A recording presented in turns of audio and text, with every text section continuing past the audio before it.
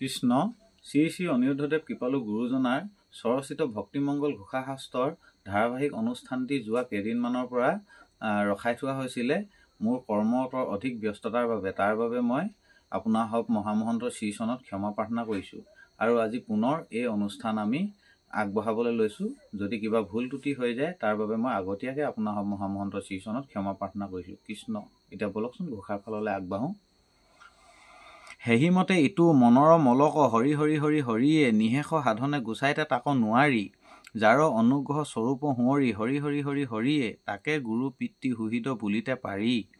ইয়াত ক'ব খুজিছে সেহিমতে এইটো মনৰ মলক, সেইমতে মনৰ মইলবিলাককো নিশেষ সাধনে গুচাব নোৱাৰে, তাৰমানে নাইকিয়া কৰিব নোৱাৰে বুলি কৈছে। সেহিমতে বুলি ক'বলৈ যাওঁতে এয়া আগৰ ঘোষা ফাঁকিত বা এয়া আগৰ ভিডিঅ'টোত কোৱা হৈছিলে যে কি সোণ ৰূপৰ ভিতৰৰ লেতেৰাবিলাকক খাৰ টেঙা পানী দি ধুলে মানে নিশেষ নহয় বা নুগুচে বা নাইকিয়া নহয়। বাহিৰৰ ওপৰৰ লেতেৰাখিনি চফা হয় কিন্তু ভিতৰৰ লেতেৰাখিনি থাকি যায়। ভিতৰৰ লেতেৰাখিনি চফা হ'বলৈ হ'লে বহনিত অৰ্থাৎ জুইত দিবলগীয়া হয় বুলি কৈছিলে।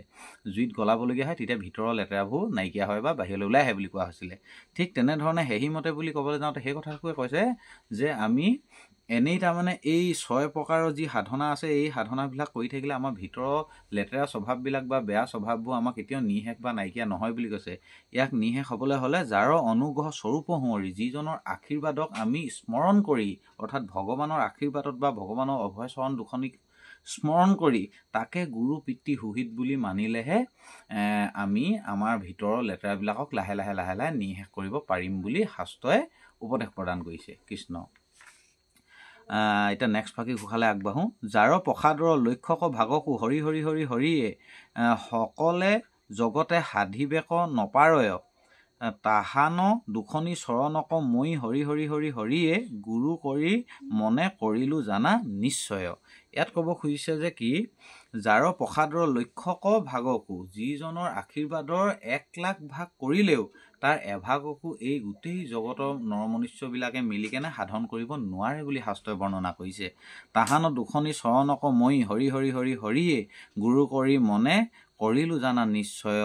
সেইজনৰ দুখনি চৰণকে মই গুৰু অৰ্থাৎ ঈশ্বৰৰ অভয়চৰণী দুখনকে মই গুৰু সুহিত বুলি মনতে ধাৰণ কৰি ল'লোঁ বুলি তুমি নিশ্চয়কৈ জানিবা বুলি আমাক গুৰুজনাই উপদেশ প্ৰদান কৰিছে। কৃষ্ণ। ইয়াত মানে এই শাস্ত্ৰভাগীত ইয়াত এই মানে ভাগটিত কি হৈছে আপোনাৰ চন্দৰ ঘোষা এই 5জনাই আছিলে। এয়া নেক্সট ঘোষাখিনি আছে তোমাৰ ছবি মাতত। গতিকে তাৰে এফাকি মই যিহেতু 3 ফাঁকিকৈ কম কৈছিলোঁ, তাৰে এফাকি গাই আমাৰ এই অনুষ্ঠান আমি বিৰাম দিম। কৃষ্ণ। হবে পৰ্বতৰ পৰা মানিক যেন নোপজে যেন, হবে বন নুহিকে চন্দন, গজহস্তি বিনে যেন মুক্তামণি জাত নোহে, হবে লোক নোহে সাধুজন। ইয়াত ক'ব খুজিছে যে সকলো পৰ্বততে মানিক পোৱা নাযায়, সকলো চন্দনেই কাঠ নহয় বা সকলো বনতে চন্দন কাঠ পোৱা নাযায়, আৰু গজহস্তি বাদ কৰি বাকীবিলাকত মুক্তামণি নোপজে বুলি কৈছে। সেইধৰণে সকলো মানুহ সাধু নহয় বুলি এই ভাগটিত ক'ব খুজিছে।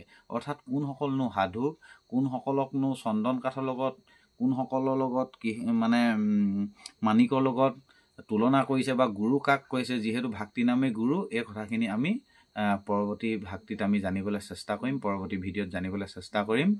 গতিকে আগতীয়াকৈ কৈ দিলে ভিডিঅ'সমূহ চাই কেনে আমাৰ ধৰ হেৰিটো নাথাকিব। গতিকে আমি নেক্সট হেৰিলৈ অপেক্ষা কৰিম। যি কি নহওক বাৰু আজিলৈ আহিছোঁ।